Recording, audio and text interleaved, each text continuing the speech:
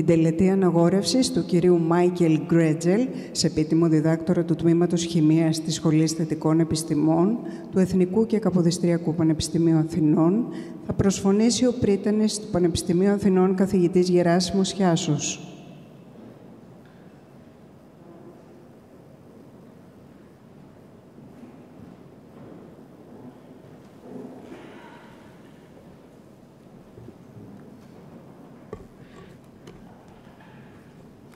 Αξιότιμε κύριε Αντιπρόεδρε του Συμβουλίου Διοίκησης, αξιότιμη κυρία Αντιπρίτανη, αξιότιμη κύριε Κοσμήτορα, αξιότιμη κυρία Πρόεδρε του Τμήματος Χημείας, αξιότιμοι συνάδελφοι, αγαπητές και αγαπητοί προσκεκλημένοι, αγαπητές φοιτήτριες, αγαπητοί φοιτητές, πιστοί στην παράδοση του Ιδρύματός μας να αποδίδουμε τιμές σε προσωπικότητες που διέπρεψαν στην επιστήμη και προσέφεραν πολύτιμες υπηρεσίες προς την ανθρωπότητα, έχουμε τη χαρά σήμερα της απόδοσης της ύψης της τιμής, της ανακήρυξης επίτιμο διδάκτορα του Τμήματος Χημείας, του Michael Graetzel, Διευθυντή του Εργαστηρίου Φωτονικής και Διεπιφανειών του Πολυτεχνείου της Λωζάννης και πρωτοπόρο στον τομέα των φωτοβολταϊκών τεχνολογιών.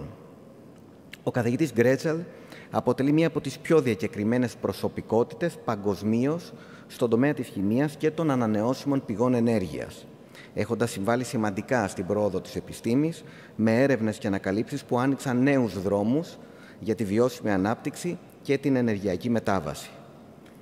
Ο τιμόμενος υπηρετεί την επιστήμη της χημείας σε αντικείμενα που έχουν σχέση με τη μετατροπή της ηλιακής ενέργειας σε χημική και ηλεκτρική, αλλά και την αποθήκευσή της.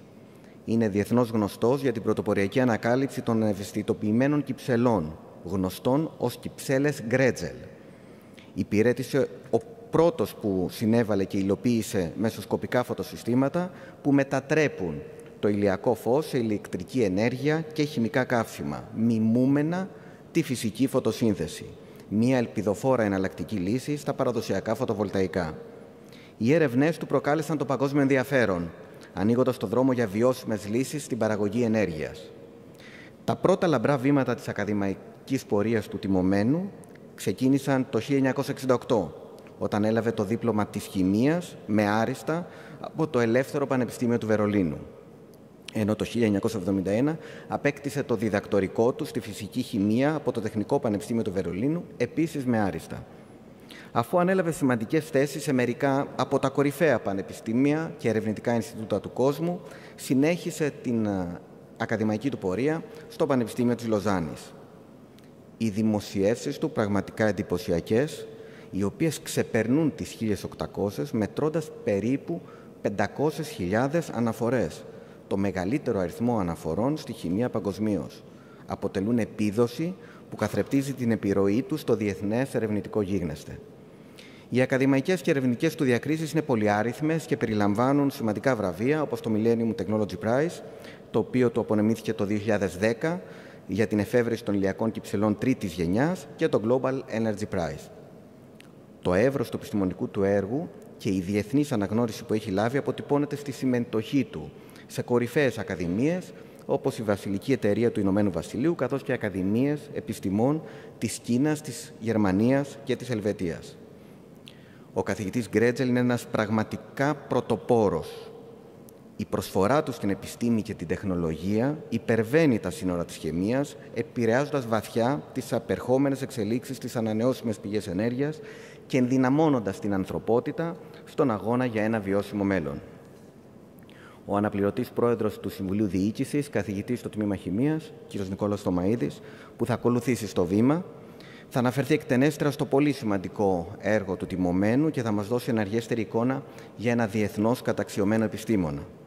Με μεγάλη λοιπόν τιμή και χαρά υποδεχόμαστε σήμερα στο Εθνικό και Καποδιστριακό Πανεπιστήμιο Αθηνών, στη χωρία των επίτιμων διδακτόρων, το Michael Graetzel, και εκφράζουμε τις θερμότερες ευχαριστίες μας για όσα έχει προσφέρει.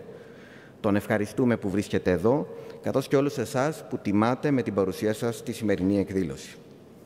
Dear Professor Graetzel, on behalf of the Rectory Authorities of the National and Kapodistrian University of Athens, I would like to express my sincere congratulations. Your contribution to science empowers humanity in the fight for a sustainable future. It's a great honor for the academic community of the National and Kapodistrian University of Athens to welcome you to our institution.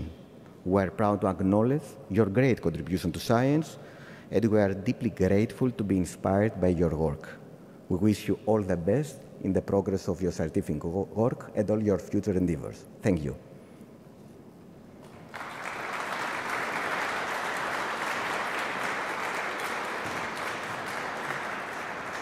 Παρουσίαση του έργου και της προσωπικότητας του τιμωμένου από τον αναπληρωτή πρόεδρο του Συμβουλίου Διοίκησης του Πανεπιστημίου Αθηνών, καθηγητή του Τμήματος Χημείας, κύριο Νικόλαο Θωμαίδη.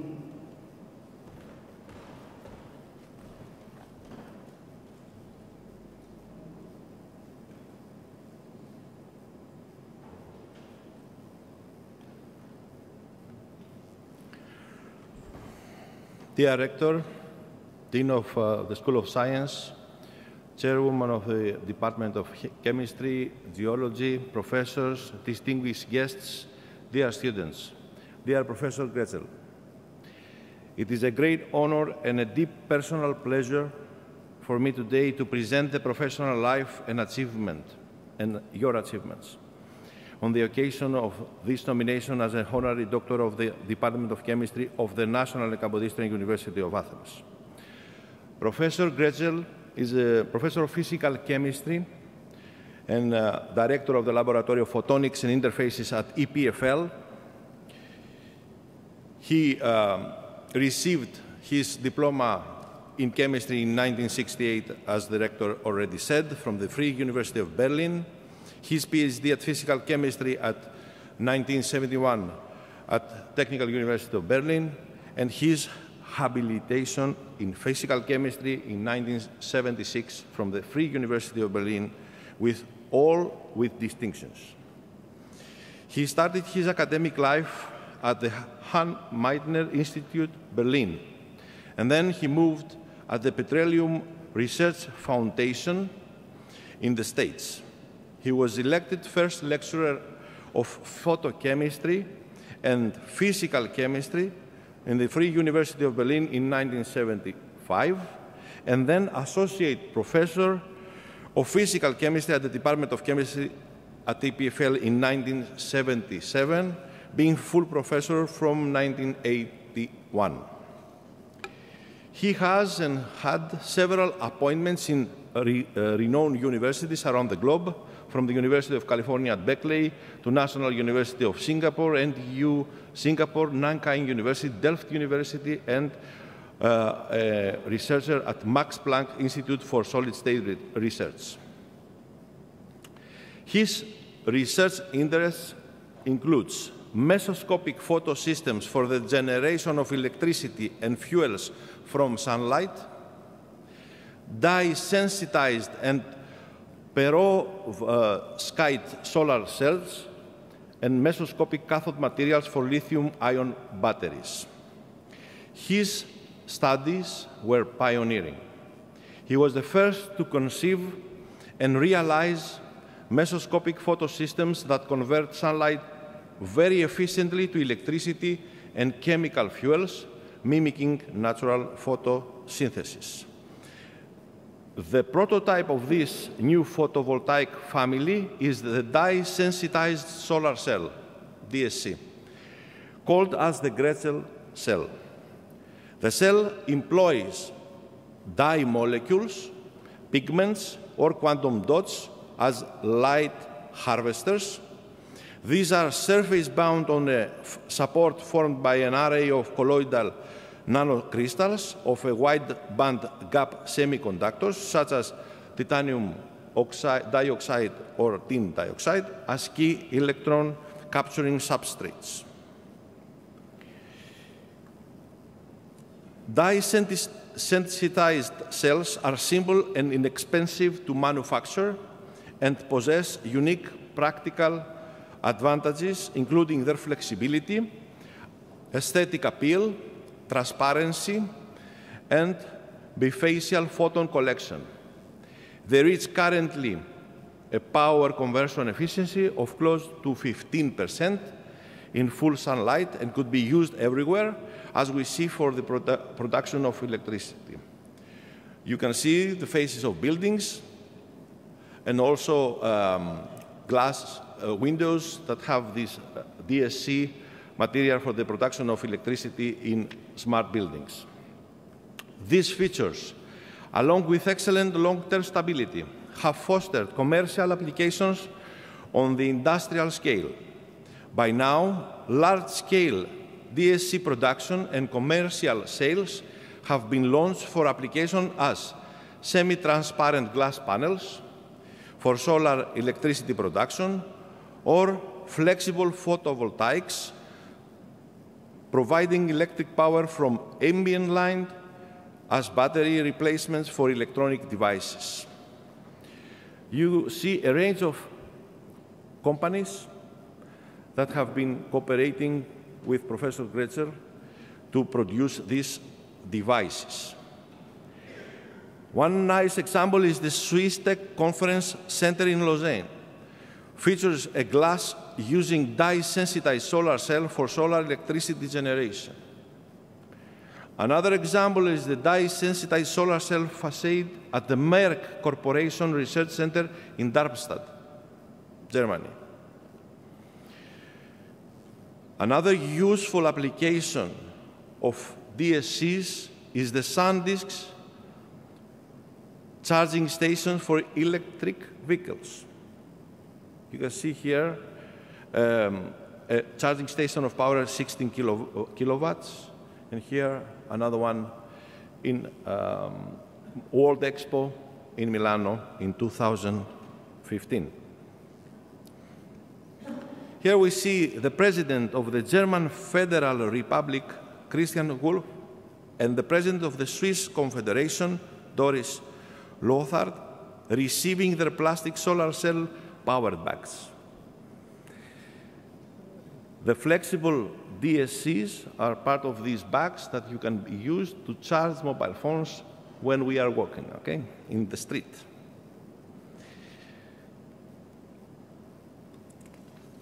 A major breakthrough in large DSC production was the establishment of a new excimer dye-sensitized solar cell factory in Stockholm.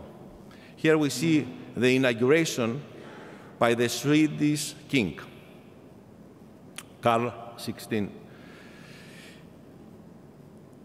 The dye-sensitized solar cells are now being mass-produced to power consumer electronics like the Powerfoil, a flexible embodiment of the dye-sensitized solar cells, converting ambient daylight very efficiently to electricity. Excimer produces 2.5 million square meters of Powerfoil per year, which are sold to commercial companies such as POC, Urbanista, or Adidas to replace batteries, providing endless power for electronic consumer products like earphones, bicycle helmets, e-readers, etc. All of them are containing these dye-sensitized solar cells in flexible format. However, Professor Graetzel played a next pivotal role in the recent development of perovskite solar cells that directly emerged from the DSC. Their meteoric rise to reach a solar to electric power conversion efficiency of almost 26% in 2020 has stunned the PV community and attracted enormous research interest with close to 20,000 publications on the subject over the last 8 years. The stunning rise of perovskite solar cells efficiency over the years is shown in this graph. And Professor Graetzel applied this mesoscopic design concept to enhance also the power of lithium-ion batteries and to create photoelectrochemical cells that realize efficient generation of chemical fuels from sunlight, opening up a new path to provide future sources of renewable energy that can be stored. His research group achieved very high quantum efficiencies for the solar light-driven decomposition of water into hydrogen and oxygen, and the reduction of carbon dioxide to carbon monoxide or ethylene and ethanol. As already said, Professor Graetzel has almost 1,800 publications, received almost 500,000 citations. It is almost 500,000 citations in Google Scholar. His current H index in Scopus was 292. In Google Scholar, almost it is more than 300. And the recent ranking issued by Stanford University places Professor Graetzel in the first position on a list of 100,000 top scientists across all fields. He has hundreds of articles in JACS, Journal of American Chemical Society, Nature portfolio journals, more than 40, I think, in Nature, and along them also in Science, and many more in prestigious journals. He received a high number of prestigious awards during his professional life, including the Rank Prize, BBVA Foundation Frontiers of Knowledge Award in Basic Sciences, Millennium Technology Prize, Global Energy Prize, Marcel Benoit Prize, Balzan Prize, Harvey Prize, and the King Faisal International Science Prize, and the Calveras Award in photovoltaics. This is photographs from the Millennium Technology Grand Prize in 2010, Finland, from Marcel Benoit Prize in 2013, in 2017 Global Energy Prize in St. Petersburg, and Runsano Prize 2019. Michael received 14 honorary doctor degrees from European and Asian universities. This is one picture from Porto, University of Porto. Despite of all his achievements, Michael's greatest source of happiness is his family. His wife, Carol, and his children, Liliane, Amy, Lynn, and Soné. For all these reasons, it is a great honor and pleasure for us, but I'm sure also speak on behalf of the whole university and the members of the faculty department, but also the National Technical University, the Research Institute Demokritos, all over the chemistry departments of all Greece, to welcome Professor Michael Graetzel to the honorary doctors of the Department of Chemistry of the National and District University of Athens. We are looking forward to a firm, creative, and fruitful collaboration. Dear Michael, thank you very much for all your achievements in science and enterprise, and please accept our most sincere congratulations and welcome.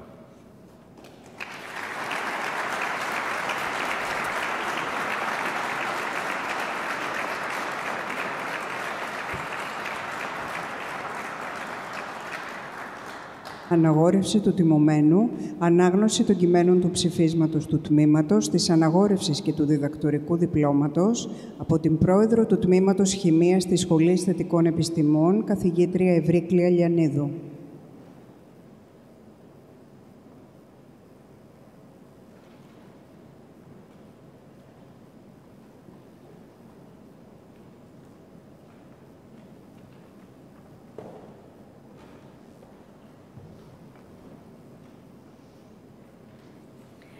Εθνικών και Καποδιστριακών Πανεπιστήμιο Αθηνών.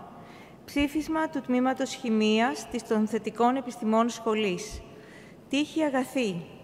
Πριτανεύοντος εν το Αθήνησιν Εθνικό και Καποδιστριακό Πανεπιστημίο Γερασίμου Σιάσου, κοσμητεύοντος εν το Θετικών Επιστημών Σχολή Ιωάννου Εμμανουήλ και προεδρευούσης εν το Τμήματι Χημείας Ευρυκλείας Λιανίδου, έδοξεν ομοφόνος το τμήματι. Michael Graetzel, άνδρα εύτε πευθικότα και παιδείας έμπλεον, εν Ελβετία, τας περί την χημίαν και δι και την ηλιακήν καλουμένην ενέργειαν και την μετατροπήν αυτής εις χημικήν και ηλεκτρικήν, σπουδάς μάλα προαγαγόντα και αρτιώσαντα, πολλές και καινοτόμοι συγγραφές εν της ομοτέχνης διαλάμψαντα, παμπόλους φοιτητάς δε διδαχότα, εν το περιονίμο της Λωζάννης Πολυτεχνείου και Αλαχού, υπέρ της προστασίας της φύσεως και των ανθρώπων πολλά μοχθούντα, έγλην ζηλωτήν κτισάμενον και επένων αγλαών αξιοθέντα, προς δε τούτης εύνουν της έλυσιν αΐ διατελούντα και το ημετέρω τμήματι εν επιστήμη παραστάτην δεξιών αΐ γνωριζόμενων, έδοξε λέγω αυτόν τε ενέσε και επίτιμον διδάκτορα του τμήματος αναδείξε, το δε ψήφισμα τόδε μεμβράνη αναγράψε και του τμήματος πρόεδρον δημοσία εν τη αιθούση τη μεγάλη αναγνούσαν και τα στιμάσαν υπούσαν, επιδούνται αυτόν, ή αν ημέρα η αναγόρευσης γέννηται, καθάν ενόμιστε. Εγένετο Αθήνηση, μηνός Δεκεμβρίου Τετάρτη, έτους Τρίτου και 20ου και δις χιλιοστού από Χριστού γεννήσεως. Η πρόεδρος του Τμήματος Χημείας, Ε.Κ.Π.Α. Λιανίδου. Αναγόρευσης.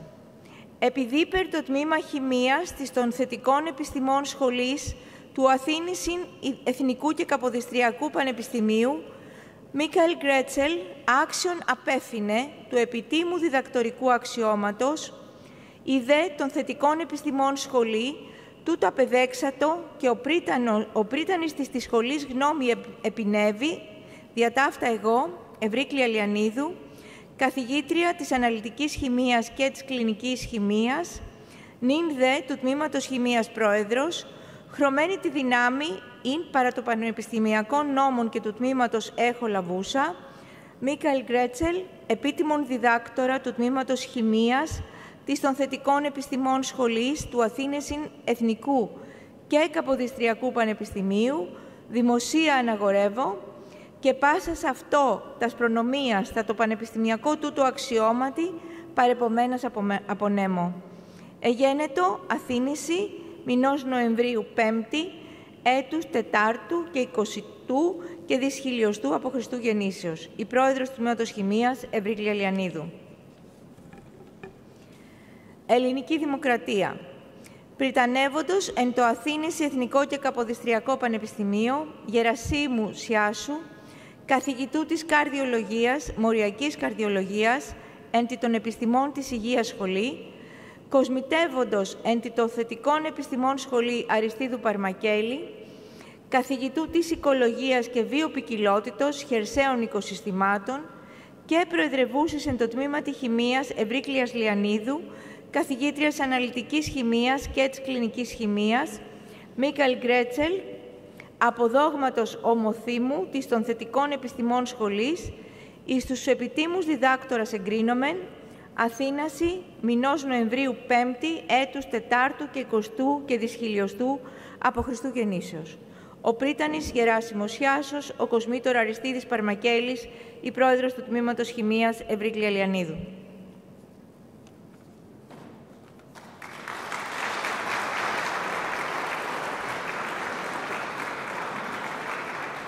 Περιένδυση του τιμωμένου με την τίβαινο της σχολής από τον κοσμήτορα της Σχολής Θετικών Επιστημών, καθηγητή Αριστίδη Παρμακέλη.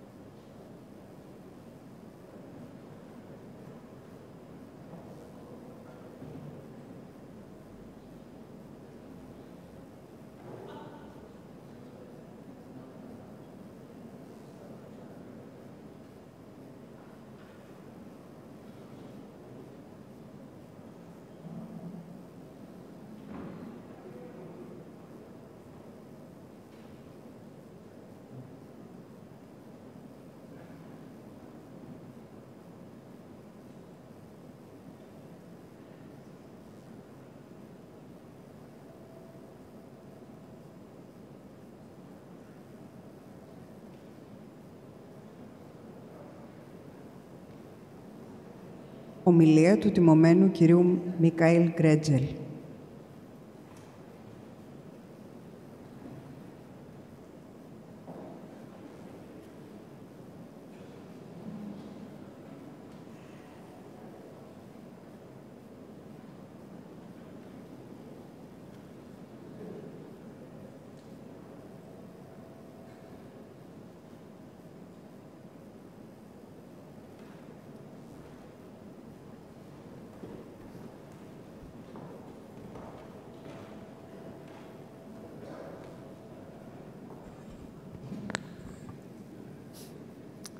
Your Excellence, Rector Siassos, distinguished guests, dear colleagues, ladies and gentlemen, it is an honor and great pleasure for me to receive this distinction by the University of Athens, one of the oldest, if not the oldest, university in Southern Europe. With great pleasure, I have come to Greece, to Athens, to receive that distinction, and I'm very much moved by the laudatio which we heard from the department head. So, the next few minutes, I just wanted to give you some perspectives on what motivates our research, and also some of the results we have obtained, not in detail, because tomorrow I will give a detailed lecture that is more of the scientific nature. Yeah, so when I was at high school, I always felt that nature had put a marvelous system in place with the green leaf, photosynthesis, that sustains actually life on Earth. Without photosynthesis, there would be no life. And the planet would be surrounded by CO2, by carbon dioxide. And so, oxygen comes from photosynthesis, the oxygen we breathe. And so, I always felt that I should study chemistry, because chemistry would tell me the most about the intricacies of that system that nature had developed. And so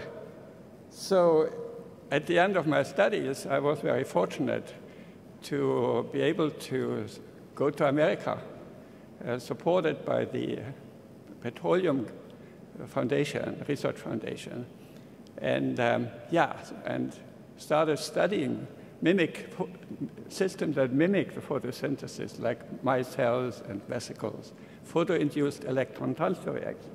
And that led to the research which finally I embarked on when I was nominated professor at the E.K.P.A in Lausanne many years ago. However, the decisive moment came during the Yom-Kippur War in 1973, when I was still in the United States and we were running out of gasoline. I couldn't fill up my car here. I was on vacation in Europe and no gasoline. And so I started thinking about how much petroleum was actually left, because it's not an unlimited reserve. And so we started with some colleagues then a conference series that is still going on. I was in Hiroshima just a month ago, or a few months ago. We had the 24th version of this photosynthetic, the International Conference on Photochemical Energy Conversion was held. And so, so today I want to share with you some of my thoughts and the journey which we went through to get to today's state.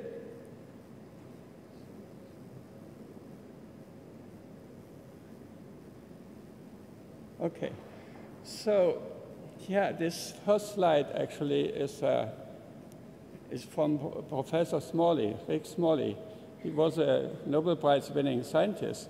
He discovered the C60 molecule.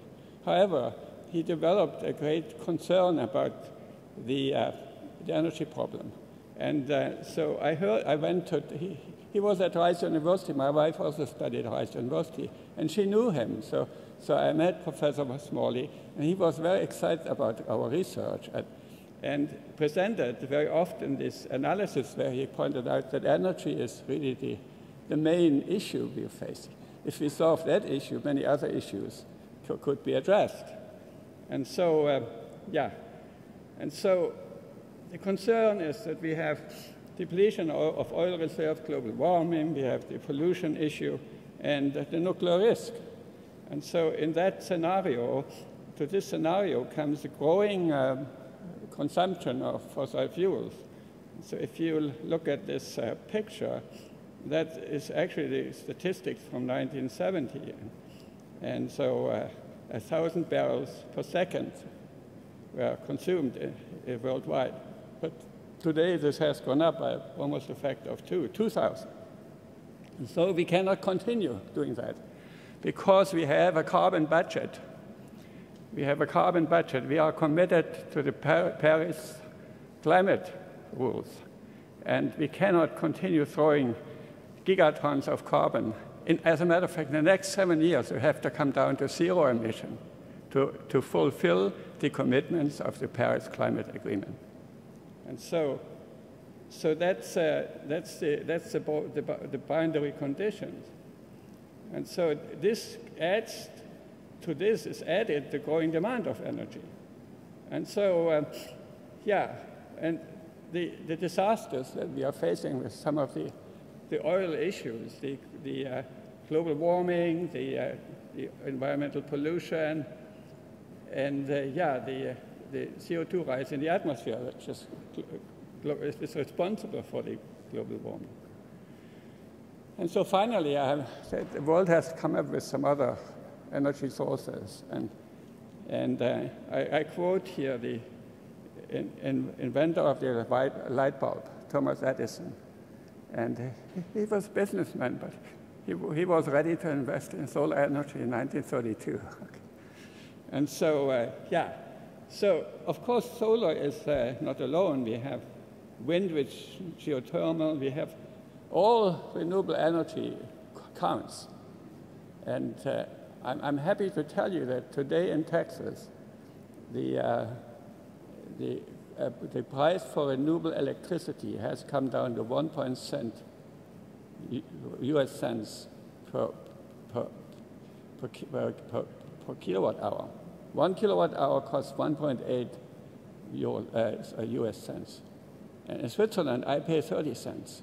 So you see the region of the earth where it's very highly competitive. I come back to this later when it turns out that this electricity is now, the cost is low enough that we can produce fuels from CO2 and electricity off by water splitting and hydrogen oxygen using that cheap form of electricity.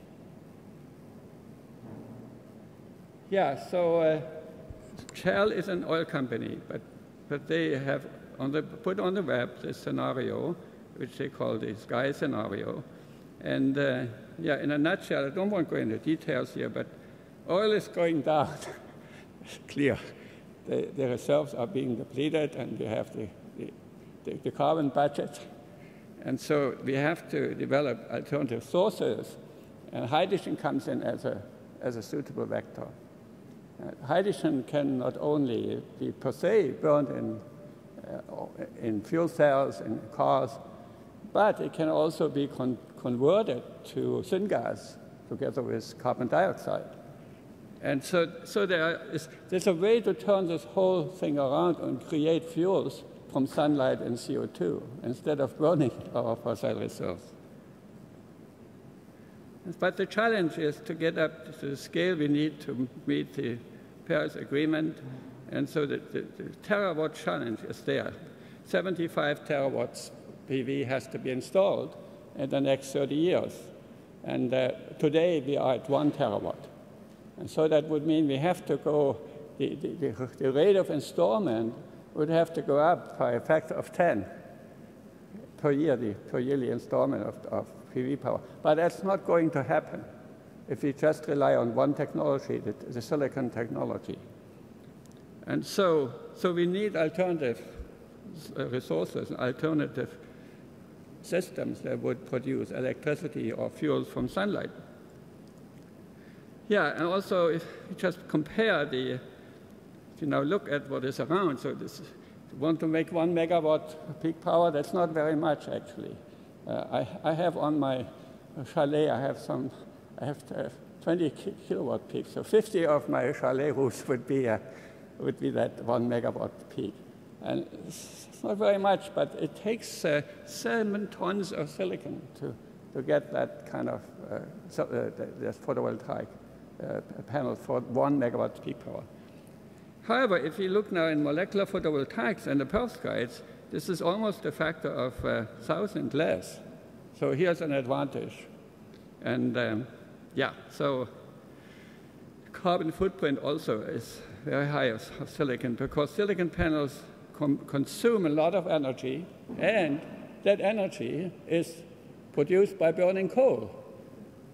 And so, yeah, we should use renewable electricity to make silicon panels, but that's not the case at this time.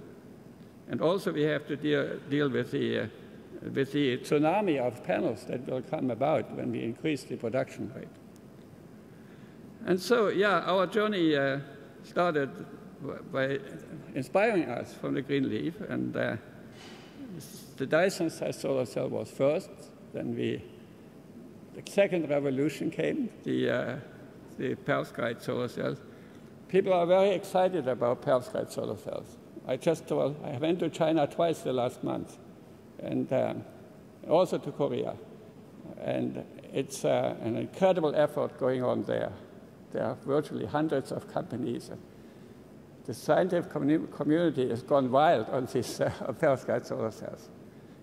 But the mother of perovskite solar cells was the Dyson-sized solar cell, and it's still alive and doing well commercially. So soon we will see the perovskite solar cells. They're already being produced on a 150 megawatt scale at this stage. But let me go back to the molecules. So nature produces 92 terawatts. That's stored power, stored chemical power. It's power, energy per time. And that means about 4 times more than our power consumption. So we just have to look what nature does, and perhaps that inspiration will help. And so, yeah, our Dyson-sized cell is using the same principle, molecular light absorber, and the trick, the sensitization of wide-bandgap semiconductors was well known, but the efficiency was so low that people thought it was a lost case. And as a young scientist, our mentors would discourage us to go into this direction. However, by using the mesoscopic systems that came out after long trials and we worked on colloidal semiconductors, it didn't come overnight, that idea. But finally, that concept emerged. It turns out that we can enhance by many order of magnitudes the photocurrents. We can convert all the visible incoming light almost quantitatively to electricity with those systems. And yeah, so that led to the paper in Nature and many citations. And we see also one example for the Dyson-sized cell. This red glass panel is actually a PV cell. It captures light from all angles, and you see the fan, it turns. So on ambient light, it will turn a fan. The ambient light conversion efficiency is very high, and that has led to commercial applications. And so, yeah, so this slide was already shown, so I'll just go back to this event at the Milano Expo. Yeah, that was one of the big demonstrations of the DSC technology. And you see here my wife, Carol, and I on next to the charging station for the truck. And this visit took place on May 11th. This is our birthday. We both have the same day birthday. And we got a birthday cake. That's the green package I'm holding from the Austrian pavilion owners. And so, yeah, so that was a very memorable event. And you can see that molecules that are very small, and people regard them as being perhaps not very stable. But here we have a 16 kilowatt station, and the truck being powered on that kilowatt station by molecular photovoltaics. And there is also applications in the ambient light harvesting, and you see here some of the products. 11 products are now being commercially produced. We saw already the examples before, and so there's also competition now in America, and so this field is taking off. Now, as I said, the perovskites emerged from the dye-sensitized solar cells, and yeah, this slide shows you how exponential increase happened in the number of publications. Today we have 30,000 publications published in 12 years. The first 3 papers were published in 1912. And actually these 2 papers are core papers that first reported on solid-state versions of the perovskite solar cells. And we were fortunate to be co-authoring one of the papers. But the papers on the right side, the majority of the authors are from our lab. They all went to England or Japan. And so it has been a major success of the LPI, our lab, to put this on the track, this technology. And we were honored by receiving the Rank Prize in 2022 for having taken part on the pioneering work on these perovskite solar cells. Yeah, now I finish my talk by addressing the real passion I have since the days of the Yom Kippur crisis. I always was thinking to make hydrogen from sunlight, and so by water splitting, and so it was not a direct way. So there were tortured way, like always in science. You have an idea, but boy, you have to be patient and persistent to follow it. And so now today we have the photoelectrochemical cells, and the combination of electric power with electrolyzers is very persuasive, and certainly has the lead today in the commercial development of these. And so, but I just wanted to very briefly mention to you that, the system we developed initially was based on rust. Iron oxide is rust. And so, so nobody would have thought that you could get a photocatalytic process going with rust. And why is that? Because it's not photoactive. When light strikes rust, you make it's a semiconductor. You make electrons and positive charges, but they recombine so quickly you cannot do anything with them. And so we found a way to, by using mesostructured electrodes, to capture those charges. And so, yeah, so this is our paper in Nature Materials. You see the cauliflower structure, which solves that problem, because when light strikes this cauliflower structure, the nanostructuring of this of the film makes sure that the carriers that you produce by light are not far from the interface, and hence can produce oxygen from water. And that's the case. Here's an example. You look at the rust itself. You put light on it, nothing will happen, of course. But now we put our mesostructure, you see the oxygen bubbles coming off the rust. And so we have developed a system that splits water, hydrogen, oxygen, together with British scientist James Barber. And we use a perovskite as an additional voltage source. And so this whole field has taken off. And just want to finish by telling you that today we are very much engaged on producing syngas from CO2 and water. So it's a simple reaction. You can see the equation is very simple. But you have to, the industrial norms are that you have to be competitive in price and stability, and you have to scale up the reactor. We are currently engaged on that path, and we have obtained funding by a company called Hunt Energy. It's based in Dallas, Texas. And so we're already in the second phase of that project, and we'd like to thank Dr. Michael Irwin for his support. He's the vice president of that company. And so the idea is to make syngas. And once you have syngas, you can make jet fuels, or you can with any fuels from the mixture of hydrogen using the Fischer-Tropsch catalysis. So we are going back to making fuels, but this time from the CO2 that we take out of the atmosphere. So that's a circular economy. That's what you want to do.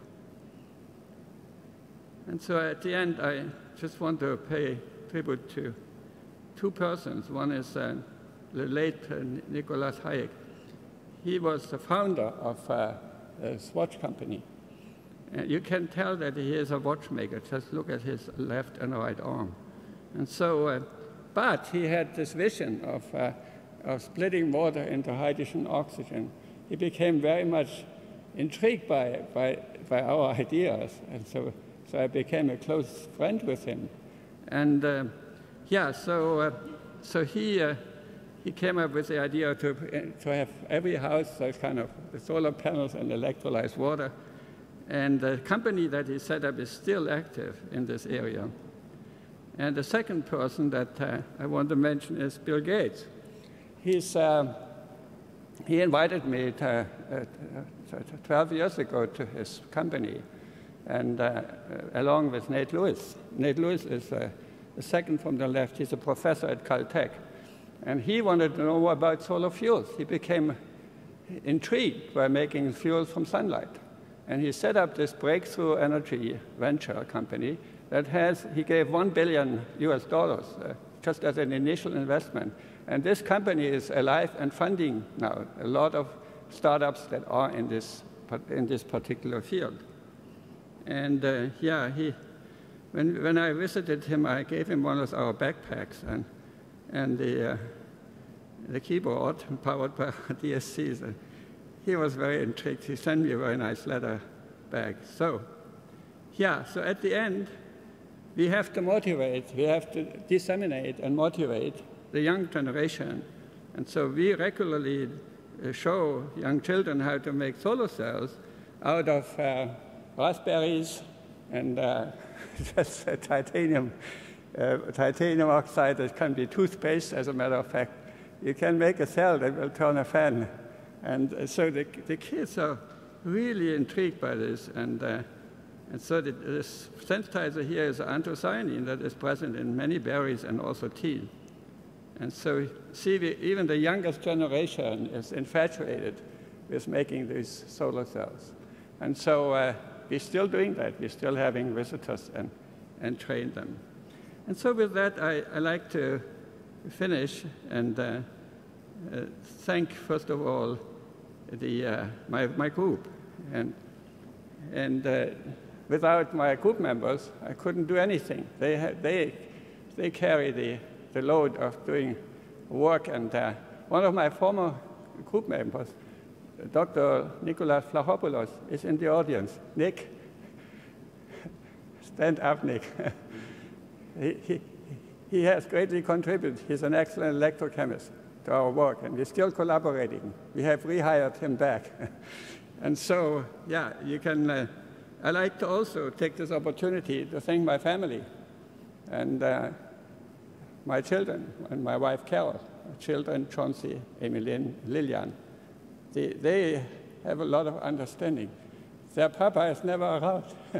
Well, very often I'm busy traveling, that's true. I try to cut it down, but they certainly deserve to be mentioned and thanked for their patience and for their understanding.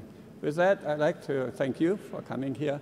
I thank, again, the rector and the faculty for endowing me with that great honor.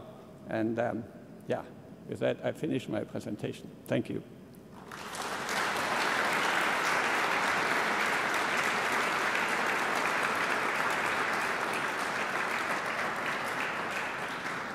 Πέρας της εκδηλώσεως, ευχαριστούμε πολύ για την παρουσία σας.